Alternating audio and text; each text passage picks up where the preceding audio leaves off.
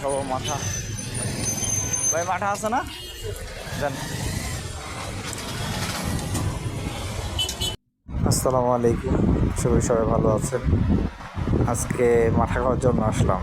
আসলে আমি প্রায় মাঝে মাঝেই মাঠাটা খাই ওনার কাছ থেকে।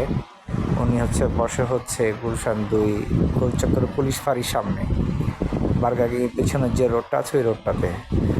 উনি শুধু মাঠা না, উনি শরবত মাঠা এগুলো সব সেল করে। খুবই মজা ওনার মাঠাটা।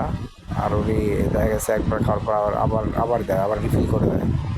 তো আর অনেক লোকও হয় ওনার কাছে আসলে এই শরবত মাঠা খাওয়ার জন্য সবাই আসে। খুবই মজা ওনার মাঠাটা। এই যে আবার রিফিল করে দিচ্ছিল আমাকে। আর এই গ্লাসের দাম মাত্র উনি 20 টাকা রাখে। আর তাকে যেদিনই গরম পড়ে বেশি সেদিনও আসলে উনি বসে। ঠান্ডার দিনে ওনাকে পাওয়া যায় না, যেদিন গরম বেশি পড়ে রোদ ওঠে সেদিনই ওনাকে পাওয়া যায়। তো না আমার কাছ থেকে নিয়ে খাচ্ছিলাম আজকে ওর মতো। আসলে আমার অফিসের টাইম ছিল, তো সেই জন্য আমি হাঁটা শুরু করেছিলাম আর খাচ্ছিলাম। এই টাইম তো টাইম নেই, সেজন্য হাঁটতেছি আর খাইতেছি। ওকে, আল্লাহ হাফেজ।